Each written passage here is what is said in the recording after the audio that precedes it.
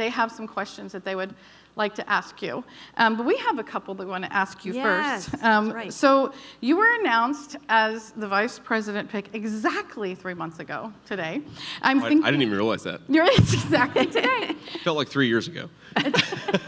It does seem like that because we were there. In a political campaign, the days are short, but the weeks are really long. So sure. it's like Marine Corps boot camp. You're going so fast, you don't realize that it's passing you by, and then you wake up and here we are. So what are the major differences that have happened in the last 3 months since being announced as Yeah, what has that been like, huh? Well, there's so much I could talk about, but of course, first of all, we're proud of these guys and we're very grateful to them, but having a Secret Service detail is really weird. And, I haven't driven a car in 3 months, which my wife is probably happy about because I have a bit of a lead foot. And I think all the moms on the roads out there are probably happy that J.D. Vance has not been on the road the last few months.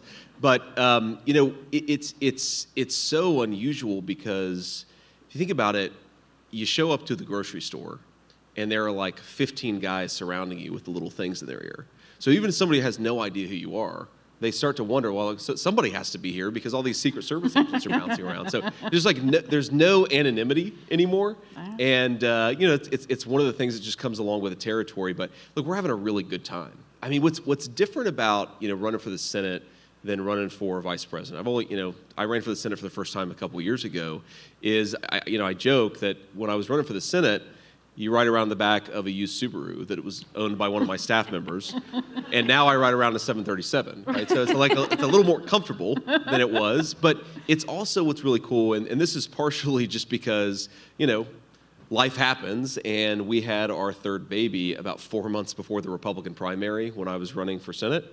This time the kids, they're 2, they're 4, they're 7, and they can kind of come with us, and they're part of the journey a little bit. And so that's just it's a really cool thing to see the country from the perspective of a 7-year-old, a 4-year-old, and a 2-year-old.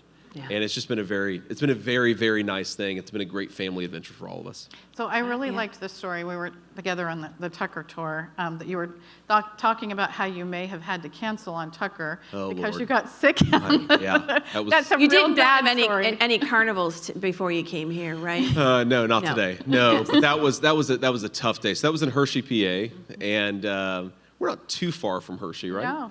So yeah, I again, because you're surrounded by Secret Service and everybody knows who I am now, and so whenever I do something, there are like 10 separate iPhone cameras that are trained on me, right? And my kid, my 7-year-old, I'm like, all right, I really want you to go on a roller coaster with me at Hershey Park. And he goes, okay, but you have to go on one of these ridiculous spinny rides afterwards. And I do the roller coaster, it's great, and then we get on the spinny ride. And I just, about 2 seconds in, I think to myself, I'm going to throw up all over myself. And it was like going so fast, and I could see these iPhone cameras from people in the, outside of the ride. I'm thinking to myself, this is going to look, when I throw up, it's gonna look like one of these old sprinklers, chook, chook, chook, chook, chook. And it's going to be captured on camera for the entire internet to see. And luckily, I held it together. I think the Secret Service may have actually stopped the ride a few seconds early because they could see that I was really not doing well. But, whatever revenge my son, had he ever wanted to get revenge on me, he got it, that 2-minute spinny ride. But look, but it goes to show, that was a very miserable 2-minute spin ride. But my son, where else do you get to go to all these different theme parks and see all these different parts of the country? And it's just a very, very cool thing. What a great opportunity to have your children with you. It really is. And again, you see it through their eyes, and they make little observations, right? Or like, we're in Traverse City, Michigan, and they're really into the cherries that we bring home from Traverse City, Michigan. Or we go to Hershey Park, and they're really into, like they have all these Reese-themed treats at Hershey. It's just the kids notice stuff that I think you don't notice if you're just a 40-year-old guy. Right. And I think that noticing has been a really fun part of this. Yeah. That's fantastic. Well, and your wife must be just, wow. She's super mama. How is she handling it? She really is. My wife is just this amazing person. And she quit her job when Trump asked me to become his running mate. But she's, a very brilliant and very accomplished corporate litigator. And she's like, look, if we're going to do this, then I'm going to make this as easy on the kids as possible. And I'm going to come around and travel with you as much as possible, right? Like if we're going to do this, let's make it a family adventure. I will tell you a story. One of the first times that the president actually met my wife, the first times they had really talked in any great detail, we were actually throwing a fundraiser for him. And the president sort of greets Usha and gives her a big hug. Oh, you're so beautiful. I'm so glad to see you. And he's, those of us who know him know he's a very engaging guy, despite what the media tells you about him. He's actually just a very warm and normal person. And he asks her what she thinks about me being involved in politics. And she gives, if anybody knows my wife, it's like the perfect Usha answer. It's a very diplomatic answer. And she's like, well, sir, my husband really loves public service. We love the state of Ohio. And I'm just really thrilled to be able to help him out where I can. And Trump looks at her and goes, yeah, my wife hates it too.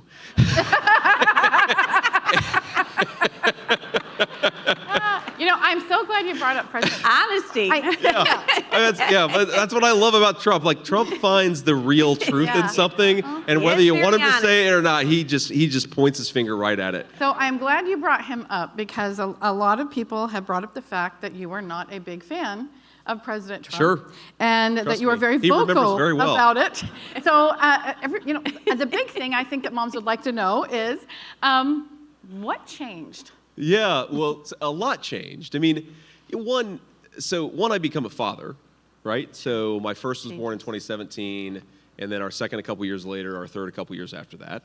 And I think you think about the country a little bit differently, I think, at least I did when I became a father. I took a slightly different perspective, maybe a little bit more protective, a little bit more worried about the future than I had been, even though life was going very well for us. I just think that, becoming a dad changes your perspective like that. But I think really importantly is, there were a lot of predictions that were made about Donald Trump's 4 years in office. And I think for swing voters, people who are on the fence, there are a lot of predictions right now being made about Donald Trump. If he gets in office, all of these bad things will happen, right? That's what the media says. That's what the Democrats say.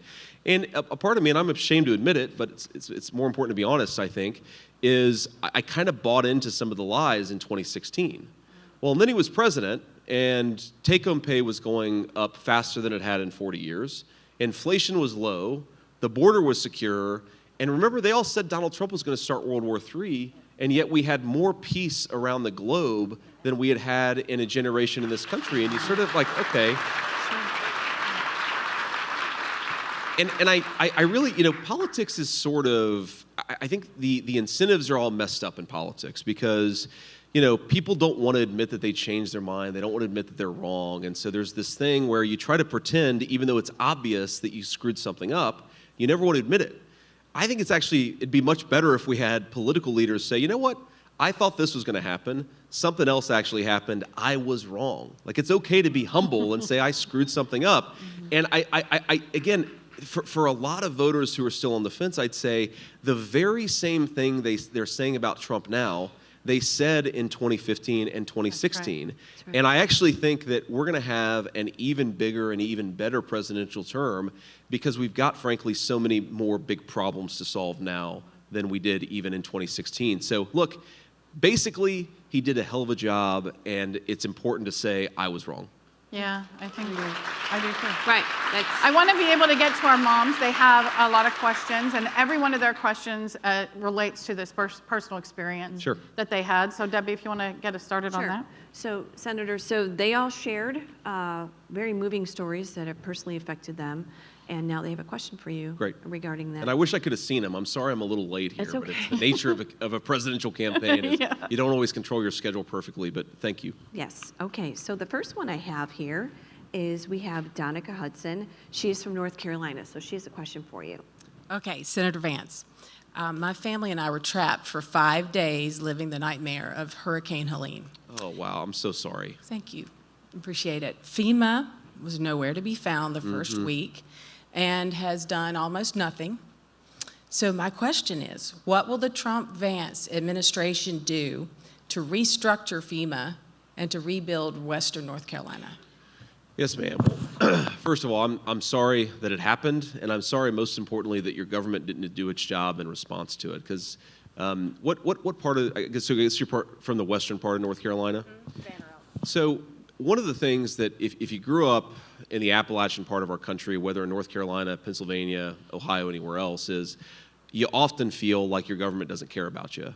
And unfortunately, after the hurricane, I think that region of the world was really neglected and really left behind by the people who should have done the most to look out for these innocent victims. And I hate to say it, but I actually think that there would have been less loss of life if the government had responded more quickly. And what do we need to do to restructure FEMA? I actually think this one is pretty straightforward. You've just got to fire the present leadership and tell FEMA to focus on American citizens and not the illegal migrant issue. But I think there's a second part of this, and it goes to the rebuilding effort. And first of all, I promise, I look you in the eye and I promise you that if we win, and I think we're going to win, by the way, I think we're going to win in Pennsylvania, we're going to win the whole country. But I promise you, I'll never forget where I came from, and I'll never forget that we have a responsibility to help you all rebuild. And I'd love to learn a little bit more about your story, though I understand I'm not going to get the full picture up here. But the other thing is, when you have a crisis like this, there are some things that FEMA is just not equipped for. And so I criticize FEMA for focusing too much on the illegal immigrant problem, not enough on American citizens. But let's be honest, this was really a Biden and Kamala Harris shortcoming when as soon as the rivers started to swell like they did, the 82nd Airborne should have been in Western North Carolina the next minute. That is what really screwed up. And if you think about all the bureaucracy of the federal government, right, you've got 8 different agencies that are supposed to do 8 different things. You need somebody who is in control, whose only job is to save as many lives as possible.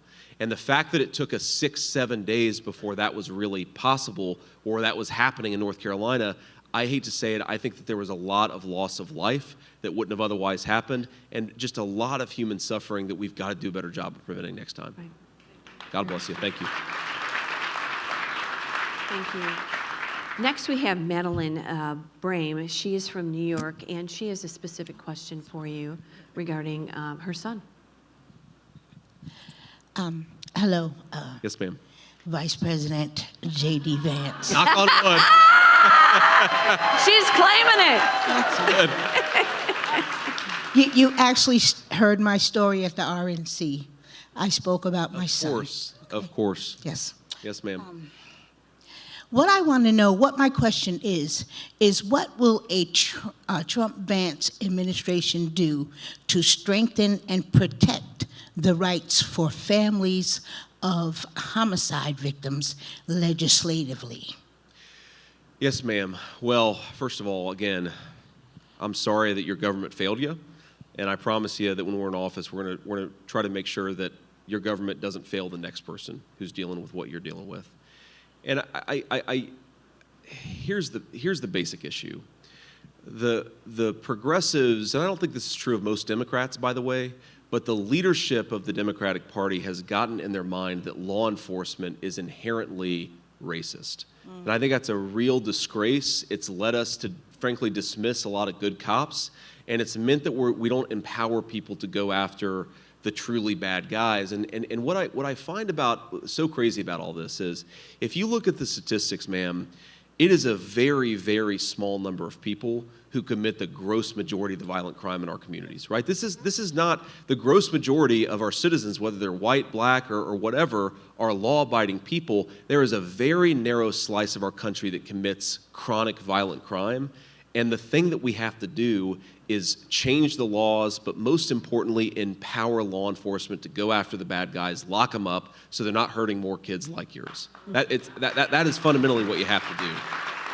And what I think is so, I just can't believe that one half of our political leadership has gotten in their head that if you lock up criminals, that's somehow a bad thing.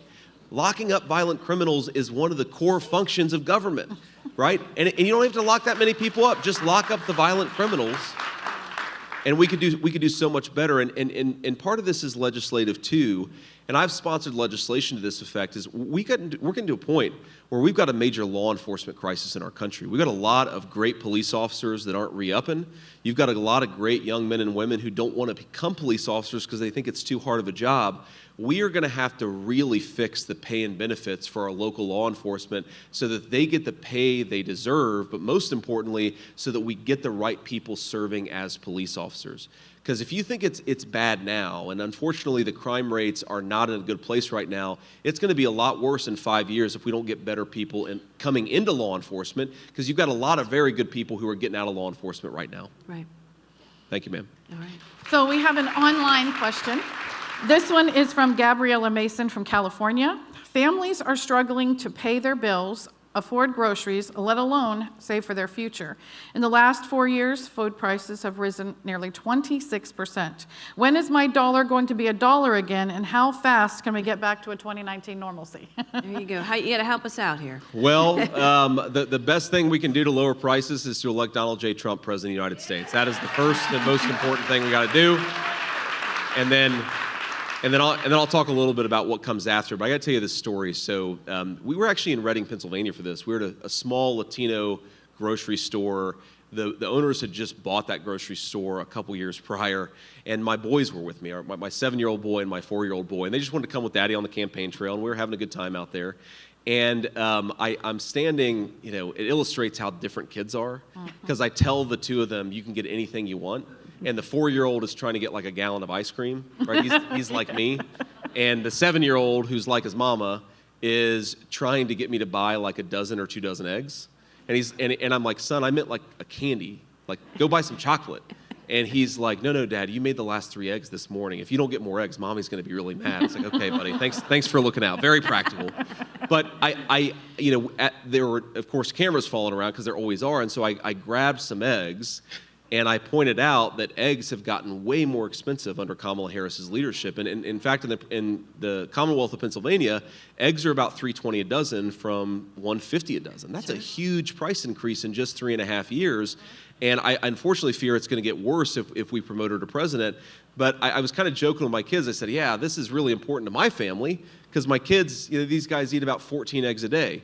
Obviously exaggerating, right? Making a joke about my kids who do eat who do eat a lot. So I had some journalist fact check me and say, there's no way that a 7-year-old and a 4-year-old could eat 14 eggs a day.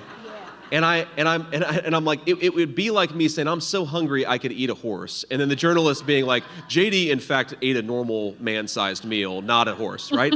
And you realize, the media sometimes in this country is so obsessed with misleading us that they don't actually report, some of these real stories of people who are suffering.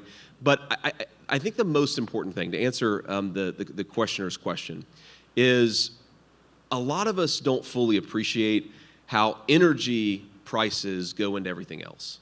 And so think about it. If you're, a construction worker and you're building a house, but the truck driver who's delivering the lumber to the job site is paying 50% more for diesel, then that house is getting more expensive, right? Yeah. And if you're a grocery store and the truck driver who delivers the groceries or the farmers who are producing the food are paying 50% more for energy, then that's going to make all our groceries go up. So the most important thing that we can do, Donald Trump always says this, drill, baby, drill. Lower the costs of energy, and that's the most important thing that we can do to lower the cost of food. And then the second thing to make life more affordable is, look, the government has got to stop spending trillions upon trillions of dollars that it doesn't have. When you do that, you increase the price of everything. Because think about it, when you're printing all this money to cover the government's debts, then all the dollars that are in our pockets become more and more worthless over time. And so, I hate to say it, Kamala Harris cast the deciding vote in trillions of dollars of new spending. We got to get her out of there and put somebody with common economic sense back in the White House. And you see this all the time when you're in the grocery store.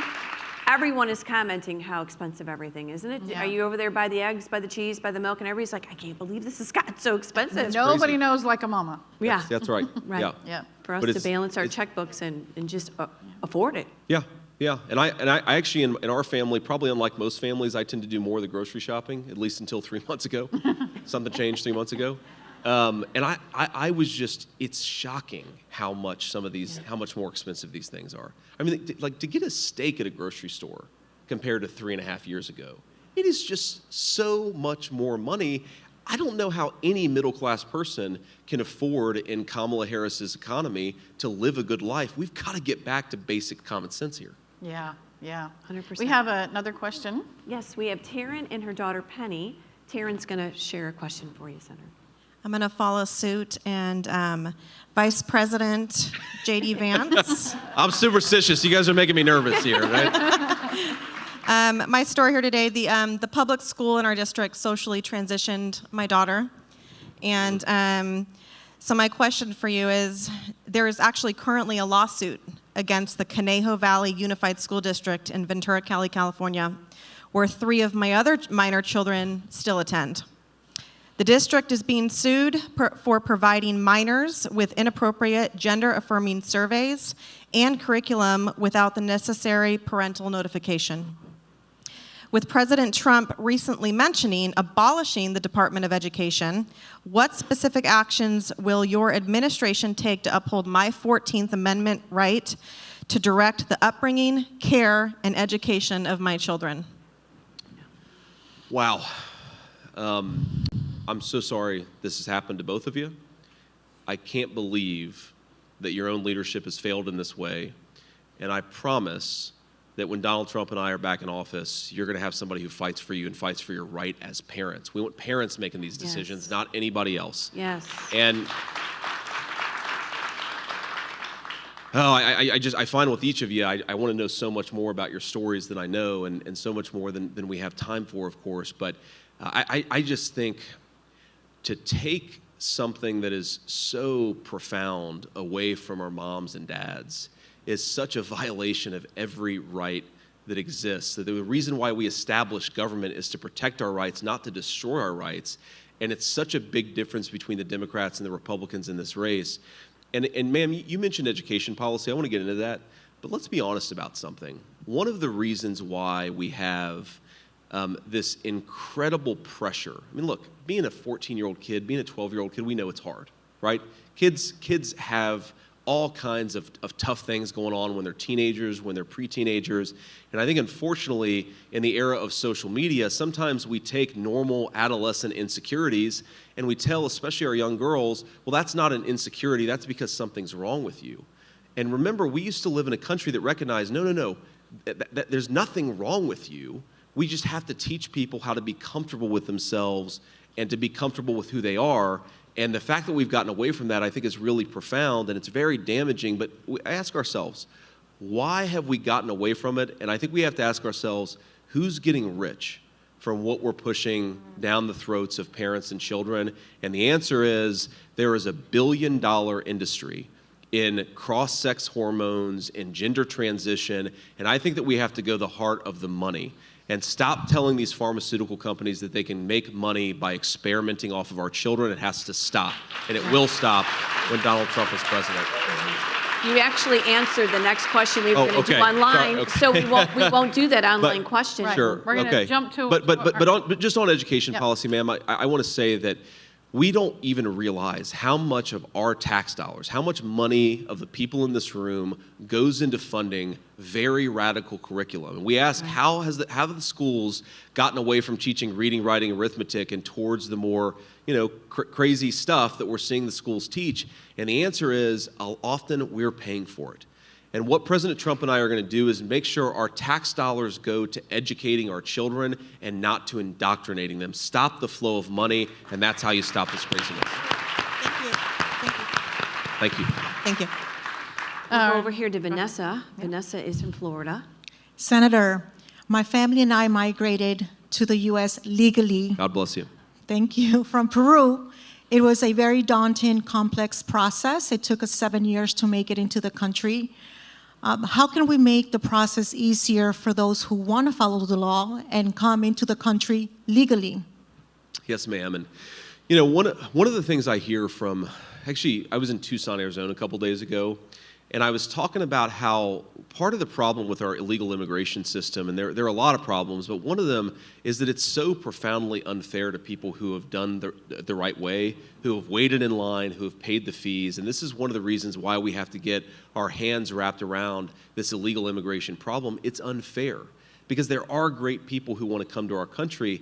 And I think, to me, the question that we have to ask is, what is it that we want out of welcoming newcomers into our country? You know, we want people with great values. We want people who are willing to work hard, who are willing to play by the rules, who are going to contribute to their communities. And obviously, you can't let everybody in that wants to come, but you've got to have an orderly process. And I think that part of what we've seen is we've redirected so many resources away from processing legal immigrants who are doing it the right way to focus on illegal immigration that's been facilitated by Kamala Harris, that it's probably harder to come in legally now than it was even 15 or 20 years ago. So we ought to devote the resources that are for processing legal immigrants to legal immigrants, and not to this completely broken system that we have under Kamala Harris. So it's border security first, make sure we secure that southern border, and then I think we actually free up a lot of resources to focus on the legal immigration issue in our country. Thank you. Stephanie Turner has a question for you too. Stephanie is from Texas. Hello. Hi, Senator Vance. As a mother who has lost a son to fentanyl poisoning, I deeply understand the border crisis and the human impact that it is having. My question to you is, how do we cut through the red tape and move faster to reach every child across the U.S. with education-based prevention programs? We can't afford to sit idle while more lives are lost to innocent children who have no knowledge of this. Yes, ma'am. And how old was your son? He was 19 He was 19 in 2021. 2021. I'm very sorry to hear it. What was his name? Tucker. Okay. I'll say a prayer for him tonight. Thank you. And you know, not nearly in the way that you do, but we've of course experienced the problems of addiction in my own family. And you know, one of the ways that I think about this is we want people to have second chances, because you know, when you're caught in the throes of addiction, it's so hard to get out of it, but a lot of people do get out of it. But if they get out of it and then they relapse, and they relapse into fentanyl, sometimes there's not another second chance. And that's really what we have to change. That's why this poison is so dangerous and so deadly, is it takes away those second chances from our families, from our moms, from our dads, from our kids. It's got to stop. And it's disgraceful that we frankly have a government right now that's facilitating it instead of stopping it. And you talked about cutting through the red tape and you know, what we can do on prevention and education. I think one of these things is, you know, you can only do so much with so many dollars. And so let's say you have curriculum money that's going into radical gender ideas instead of teaching kids how to say no to drugs, how to resist peer pressure, the warning signs for addiction. Because look, I mean, you probably appreciate this, ma'am, having seen it, but you know, some people get addicted the minute they take an opioid. And some people could take Percocet for 3 years and never get addicted. I mean, I've seen this even with my own friends who had a minor surgery who take one Percocet and like, I'm never taking it again because I liked it way too much. It did something to me. We got to teach kids to recognize, right, when they're going down that very dark pathway. You know, the second thing is, and I know friends from back home, family from back home, who were involved in detox. And if you think about recovery as being a very long road, the very first step is very often detox. And there are not enough detox facilities in the United States of America right now. We should empower our churches and our local community organizations to provide those detoxes, because you can't get into recovery if you don't do the detox first.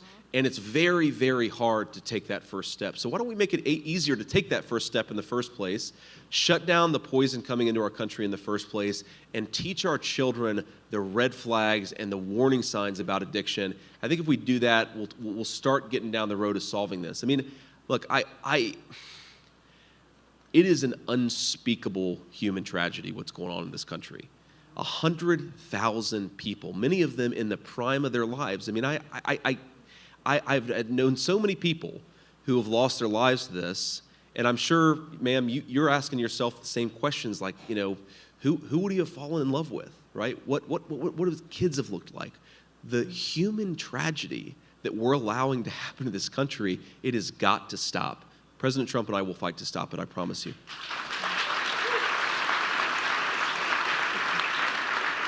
Senator, we have two moms from Pennsylvania. Those are our Hello. last two questions on the stage here. If we have time, we'll go to the online questions with Kimberly. But we have Stephanie Carr from Pennsylvania. Caitlin Carr. Caitlin Carr, Thank not you, Caitlin. Stephanie. Sorry, Caitlin. There's a lot of people. First of all, Senator, I just want to say thank you for you and your family for the sacrifice you're making to make America great again. I appreciate it, and so does my family. As an OBGYN nurse, my coworkers and I are experiencing an overwhelming number of illegal immigrant pregnant mothers seeking and receiving free care. Between the volume of patients and the language barrier, insured Americans are not getting the quality care they pay for and deserve. How would a Trump-Vance presidency address this escalating problem? Wow. Well, first of all, not that this is necessarily the most important issue today, but I think it was a very important issue a few years ago, is maybe our nurses would be less overwhelmed if we didn't have a federal government that was firing people for not taking the COVID shot a few years ago. And whatever your views,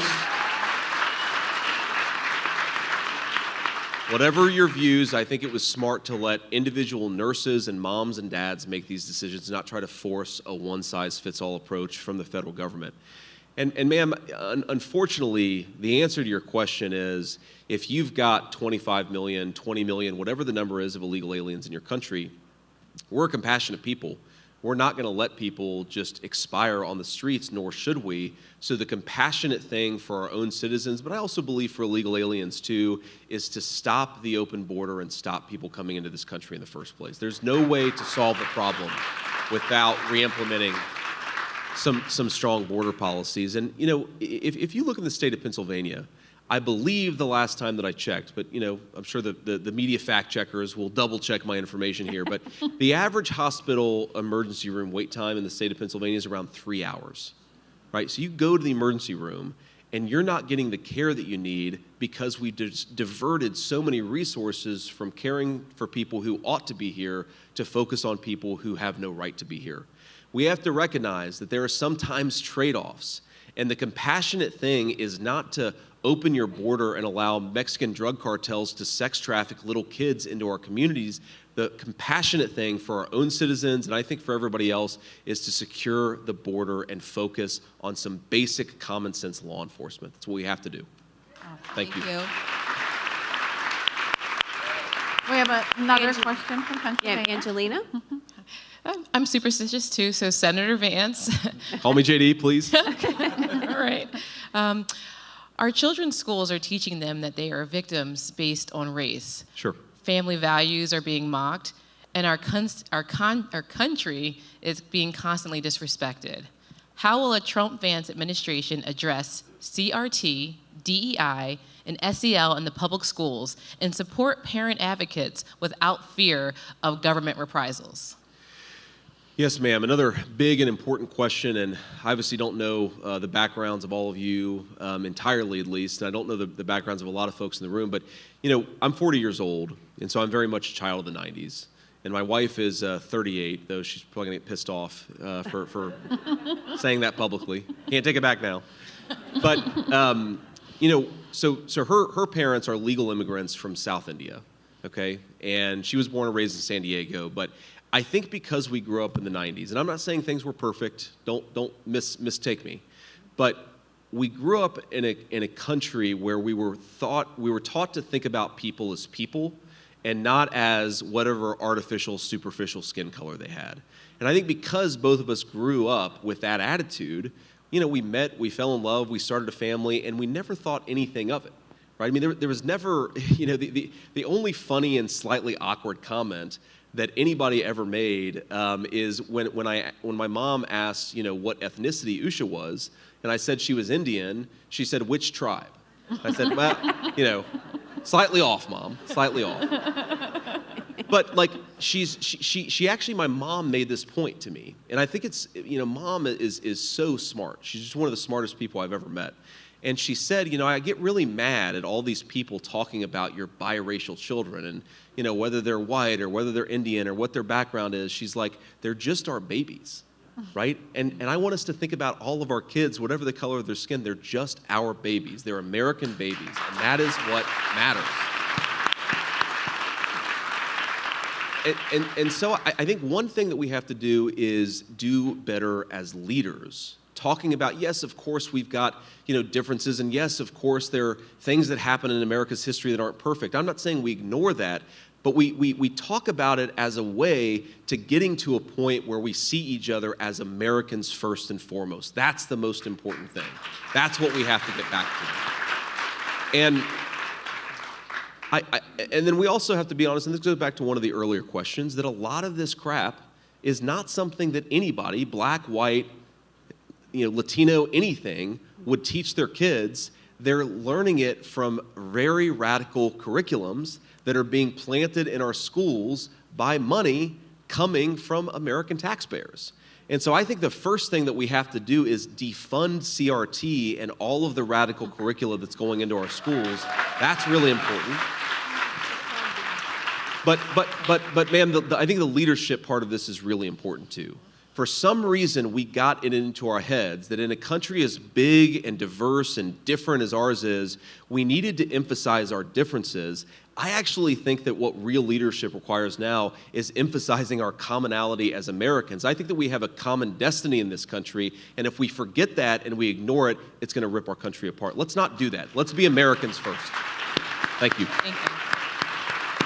I think we can ask him for a final comment. Yeah, so we have, you have had a very busy day. You need to get I've had a back fun to- day. It's been a fun It's been a day. good day. Well, so we have thousands and thousands of moms watching this. Yes. And so we'd just like to know, what would be your final comments to the moms who are watching?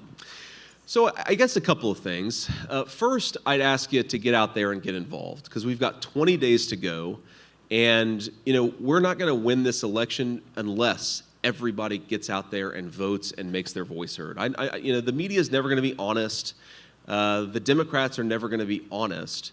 But if you want to take your country back, if you want to teach your kids your own values, if you want to save your children from unsafe neighborhoods, if you don't want your kids taught racial hatred disguised as diversity, then we have to get out there and we have to elect Donald Trump.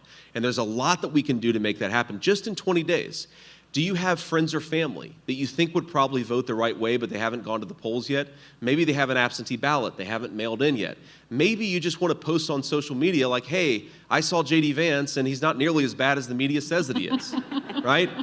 There are all of these ways where you can get involved, and think about the small number of ballots in 2020 that, if changed, Donald Trump is the president of the United States. And a lot of the problems we've seen in the last 3.5 years simply are not happening in this country.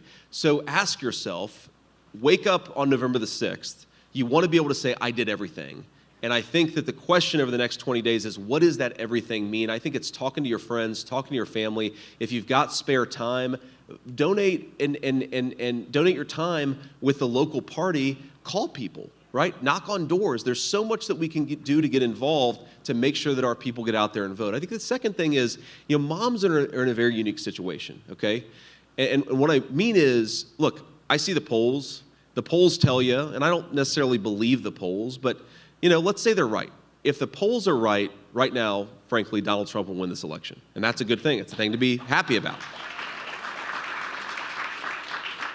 But the polls also tell you that we're doing better, President Trump and I are doing better with male voters, and the Democrats are doing a little bit better with female voters. Well, I think moms are the best ambassadors to say, look, don't believe the lies that you've heard about these guys.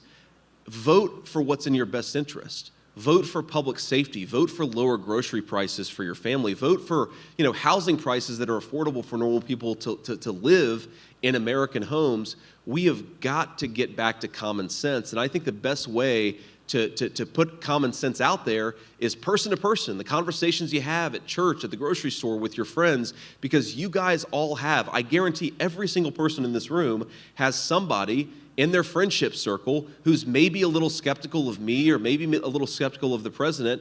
Just talk to them and say, I think these guys, I've got good heads on their shoulders, they care about the country, and most importantly, they're going to make our lives better.